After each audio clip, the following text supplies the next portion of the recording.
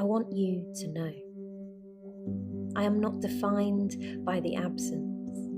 Absence implies lack, implies need, implies want. But I am not defined by what I do not want. Freedom is the absence of absence, the lack of lack, a marker on a map pointing in a different direction. I am not wanting for wanting. Contentment is a compass spinning, and true north looks different for each of us. We are all pulled magnetically towards paths cleared by our parents. Marriage, children, a perfectly manicured lawn. Instead, I choose the long grass, the waist-high weeds, the unexplored track through untamed brambles. I choose my own adventure. Each journey is equally beautiful, and my choices do not diminish yours.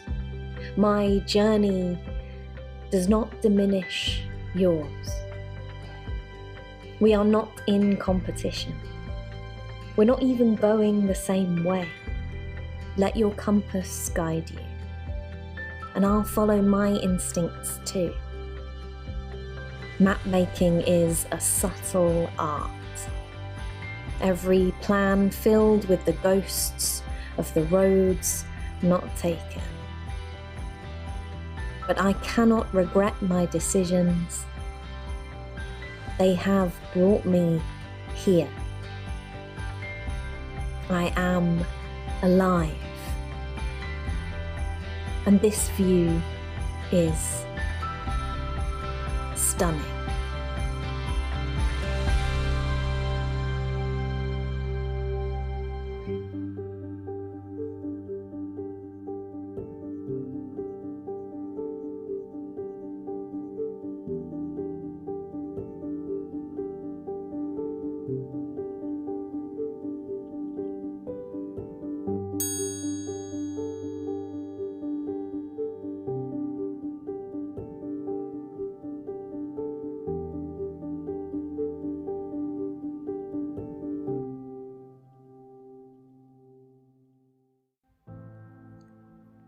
Infertility is a waiting room, with hospital pink walls and the heating up far, far too high. In it, I sit, patiently and then sometimes not so patiently, breathing in 10 beats and out 10 beats, choking my anxiety as it rushes in. Intermittently, I am adrenaline pricks in my fingertips, hopeful, and then on my knees, sobs of despair over and over. In this waiting room, though there are no windows, I can sense the world rushing forwards. Noise, bright lights, decisions, progress. Who I once was, she has got up and walked quietly, guiltily, out of the waiting room. Now, all I am is my swollen stomach, patchworked with blue, purple, sometimes yellow bruises. Now all I am is dysfunction, absence, an F in the test. Now all I am is self-doubt, disfigurement, diffidence. You, my maybe baby, are bolt upright in bed ghoulish dreams. You are injection terrors. You recount my earthly errors. You are jealousy and covet and green-eyed ghosts. You are free fall and dizzy desire and rotten reproach. You are teeth-bearing, flesh-tearing fight. You are my pawing and pathetic parasite.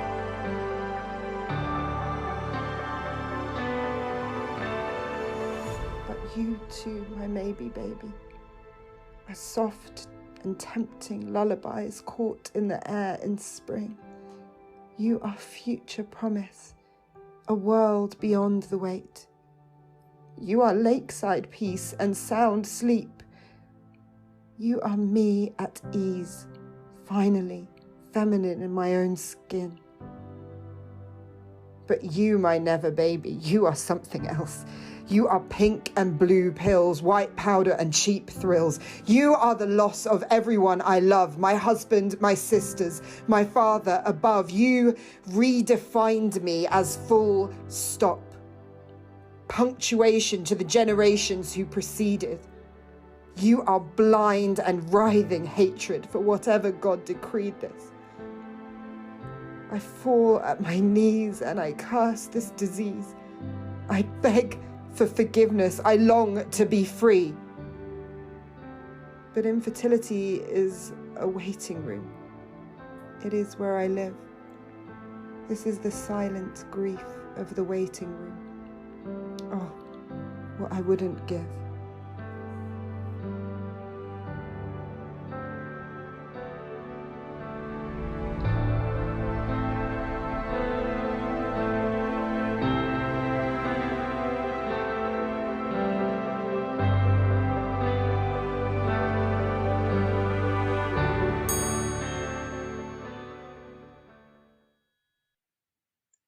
Manifesto. Before finally deciding to give IVF another crack, I wanted to explore what life might look like if I just stopped trying to have kids. I think a lot of us grew up assuming that we'd all have children at some point, and I'm no different. I actually thought I'd have 3 kids and a dog, be great at growing vegetables, travel everywhere by bike, and have a pseudo-husband that was always out at the bowling alley, a la Dan from Roseanne circa 1990. There's nothing wrong with dreaming, and I liked that dream. But I do wonder how much of that was social conditioning and how much was actual desire. If we get what we truly desire, then so far I have no kids, find vegetable growing tedious. When I do date, it tends to be with women. And I can't be asked to ride my bike as I live up a great big hill. I do still want a dog though, and desperately want Dan as a best friend. I'm either in a big funk, or that 2.4 dream wasn't mine to start with. Or maybe I'm a resilient human being that accidentally finds the positives in what life deals. After all, I have tried to have those babies. Probably it's all of the above. I have grown to love the child-free version of myself and feel that I could be entering an interesting phase of life, slightly earlier than my friends with little kids perhaps, but I'm just lighting the way for them towards a slightly eccentric middle age to come. However, when I see a baby or a friend tells me they're pregnant, it still hurts in the middle of my body. So I know that there is still that desire to try.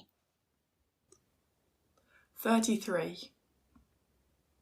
My friend looks at me and says, "But what do you want?" I say, "I don't know. What do I want?" She says, "It's not a joke." "I know," I say. I'm not laughing. When did I stop knowing what I want, stop wanting what I have, stop having what I need, and start needing what they tell me to need? She says, "Who is telling you this?" I say, "I can't remember." To make a choice, you need to know the facts. Choices are yours alone. Seeking advice is wise and fine, but the final decision is yours.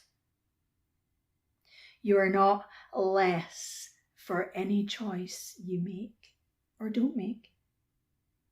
Your choices do not define who or what you are. It's your body. Stand your ground. When your aging mother reveals her endometriosis in passing, you never thought to pull up the roots and look what you carried from your mother, because all the flowers she planted bloomed, and you watched as she arranged perennials in soil, gently untangling the knots, always such knowledge in her hands. Her success in purple, yellow, green, You grew up believing little girls are made of geranium, chrysanthemum, alstroemeria, and when you tried to grow them, spreading the root balls in the hole in the ground, you watched as they died in the sun. Each flower dropped their necks. You never thought of lichen on dead wood and tombstones wrapping around your wounds. How your mother hushed up those rosette patterns on rocks and boulders. How she looked, doubled over in pain.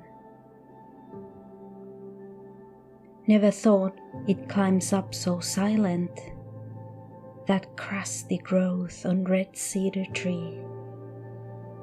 The only clue, your flowers, host the leaves turning yellow,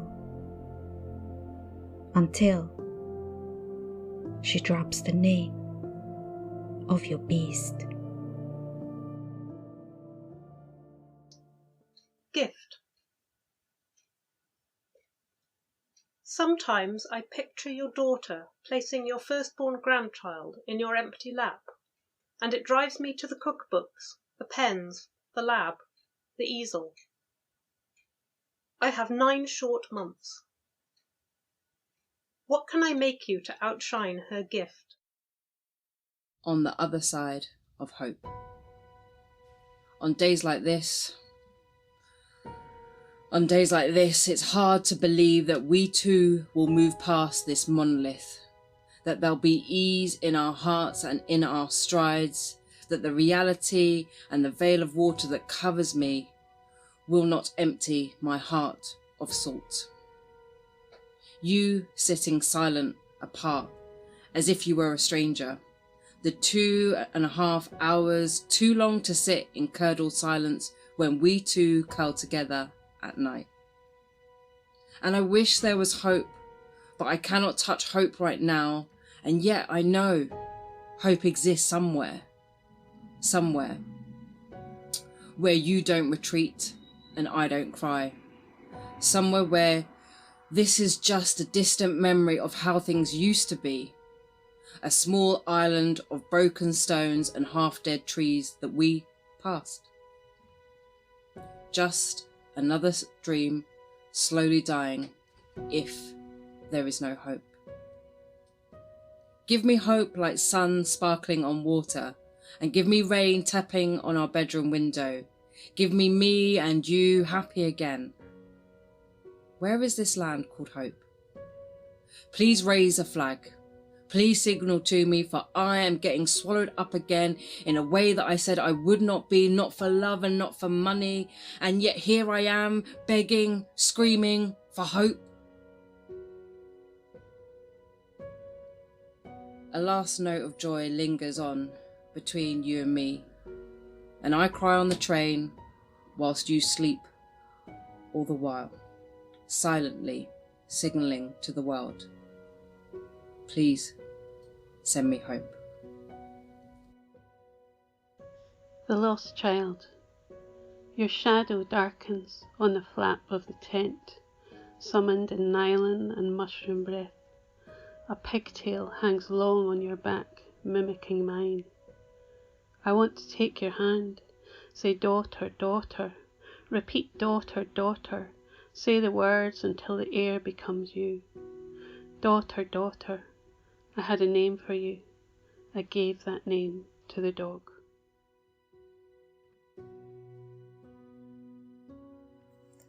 Touching heaven. Dear child, I mourn what has not died, speak of grief and love denied. In truth, every tear is a memory of you, my dear. Each drop must be treasured. Life and death cannot be measured by time and space, except here, for you, my love, are everywhere. You are growing in spirit, I know, for in dreams I have seen you glow.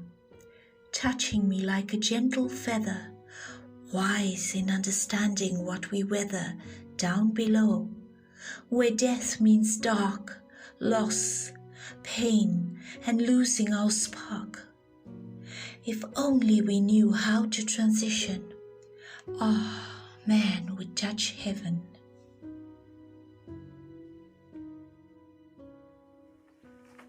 The delivery.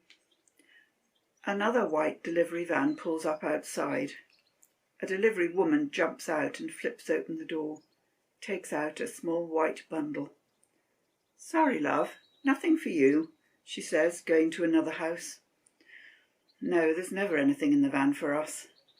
The little room upstairs remains forever empty.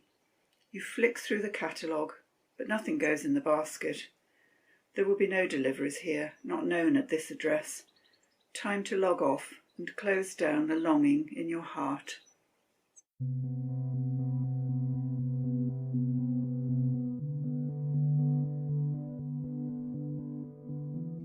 Peanut. Today, my friend sent me a picture of her unborn child. There, in black and white, the outline of a fetus. A grey peanut, tiny legs sticking out. In the background, the inside of her womb. A chasm opens between us.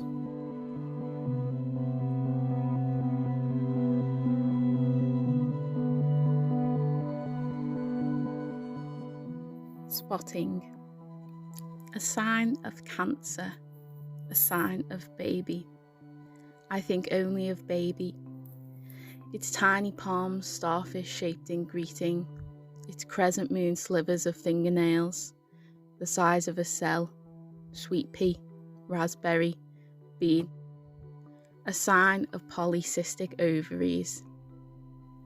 I hold baby at the back of my iris for one blink, a bloom of old blood.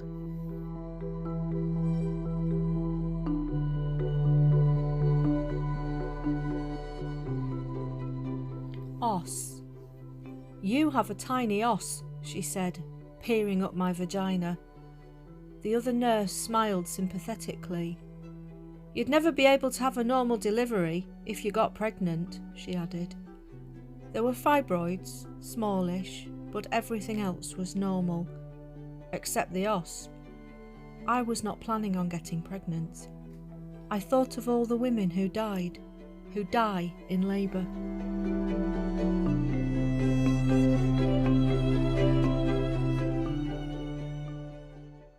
Womb for rent. A hospital doctor once told me I had lovely long kidneys. A GP once told me I had the fleshiest toes he'd ever seen. I wonder where my womb sits among all that flesh and length. I've been told she is healthy, could have held growing cells.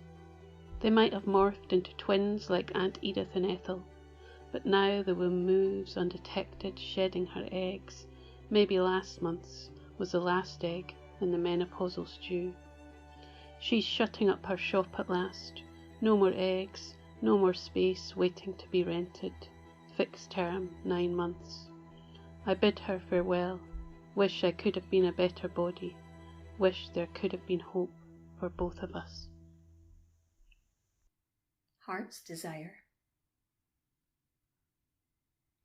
Feathers of hope beat strong in most, but never a genuine flutter in mine. I am labelled other, monster to some. Once guilt-tripped into a fleeting maybe, but this is not hope. Hope is a powerful force, like the daily gratitude that soars in me on escaping that trap. She said it's what we should do. I disagree. I'm content with different kinds of love. My hopes are not tied up in a white frock, a man-made picket fence, or a Pinterest perfect abode. Glamour exists in heels. on red carpets, on complicated, shallow, shiny worlds I choose not to live in. Give me matte, flat comforts and nothing around my neck. Giving progesterone to women with early pregnancy bleeding and a history of miscarriage could save 8,450 pregnancies each year. Research from the University of Birmingham and Tommy's. How to save a meringue.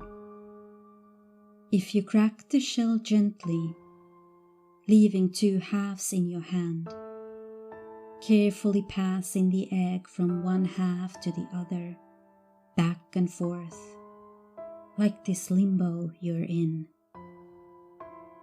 The white spilling out into the bowl beneath your hands, leaving behind the yolk like a question.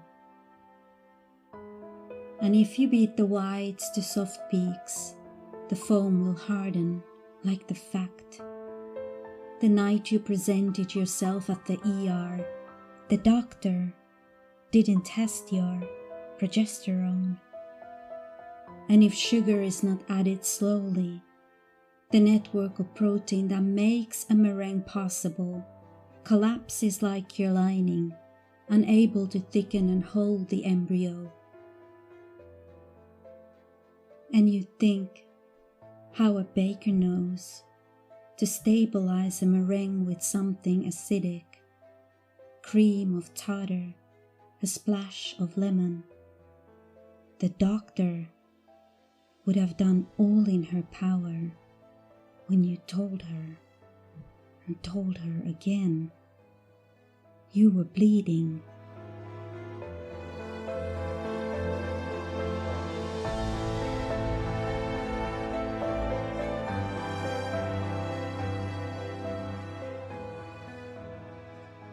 Spade. There's a button of pink skin, the size of a baby's thumbnail, in the middle of her chest, from where she's plucked fur to line the nest she's been building with single-minded focus for days now. She's piled straw from the hutch into the corner where it's warm and dark, a place where hope sleeps undisturbed. Blinded by instinct, she grunts if I get too close, nips my hand to signal I'm no longer welcome here. Powerless, I make the decision to deny her this motherhood so easily, while upstairs the cochon's empty, spared for another month.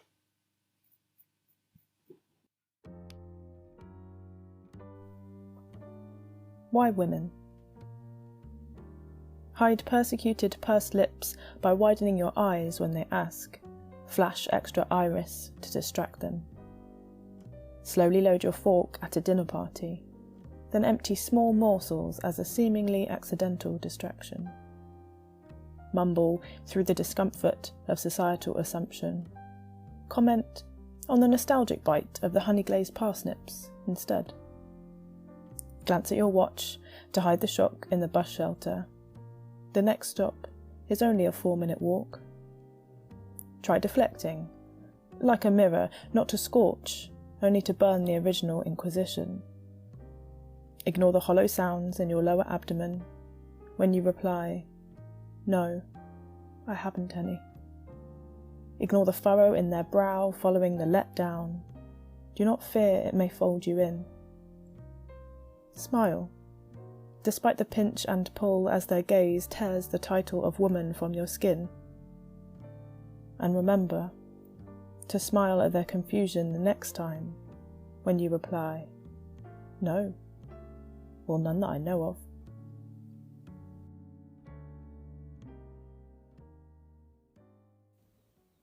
Imperfecta.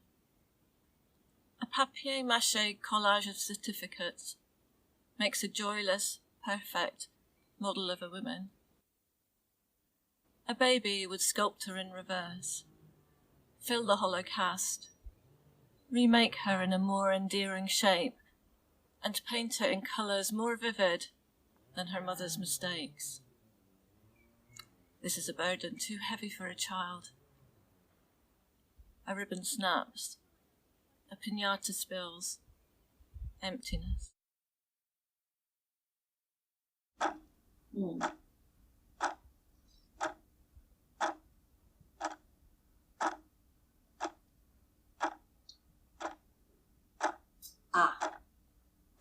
Here we go.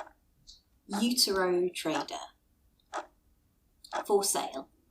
1 womb, barely used. Slightly scuffed cervix, smear test. Don't ask. Compulsory oil change required monthly. Cheap to run, despite the tampon tax. 1 brief case of chlamydia, circa 2006. Full period history available upon request. High spec throughout, electric windows, rain sensing wipers, and reversing camera not included. No insurance, MOT or breakdown coverage. You'll just have to cry in the toilets like everyone else. CD player missing, no cup holders or onboard computer. Owner's manual absent. Presumed destroyed in fury. Fuel efficient, compact, and fairly reliable. Fully upholstered and deceptively spacious interior. Looking for a quick sale. No time wasters. Received as a gift. No longer required.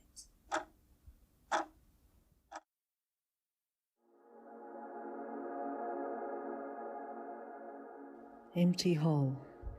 Some have spots and circles and polyps, some have blocks and twists and tubes, some have pain and cramps and floods, and some have no blood. Mine is empty and shriveled like a sack of wet sand. Never grows or moves or breathes. No sunlight. Biologically irrelevant. The aim of life is to reproduce. Years later, it still lies there compressed and squashed, but never forgets.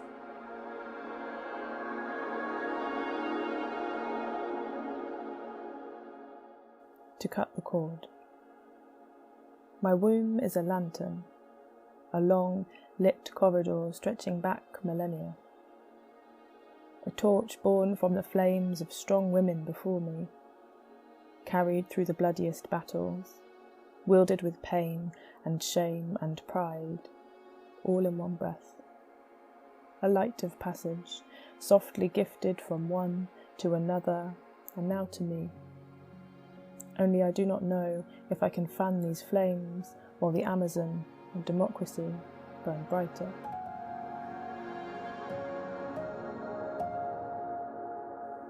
My womb. I had no use for you, so you screamed at me to be heard. Every month you yelled and wailed, with tummy pains and inconvenient messy bleeds. You tried even harder to get my attention with fibroids that had to be removed, leaving a pale pink glistening scar across my belly.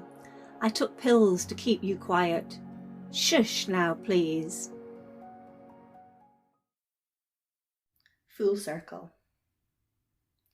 After all that trauma, I'd no time left to be tied down by a life of commitment. My own childhood, teens, and early adult years were robbed from me.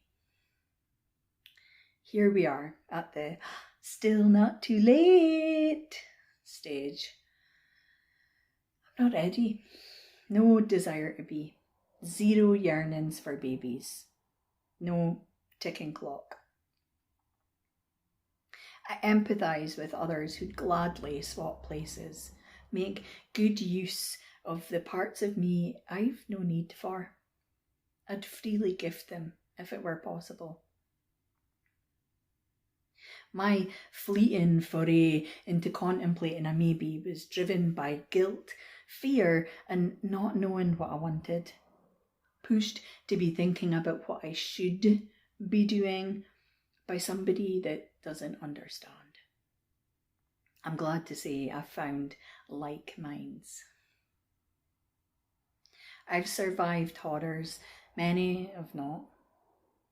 Content is a word that suits, serene at times. I've never wanted to be a mother for different reasons that have altered as I've changed and grown. It's a wonderful feeling. I got a second chance. Lived my teenage years in my late 20s, learned how to play in my 30s. My own place, studying, gigs, jobs, all exciting new things.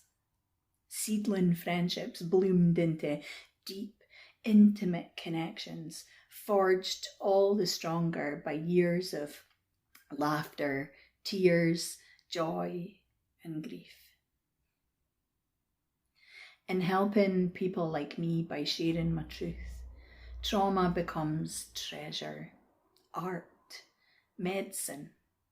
Identification is a powerful painkiller.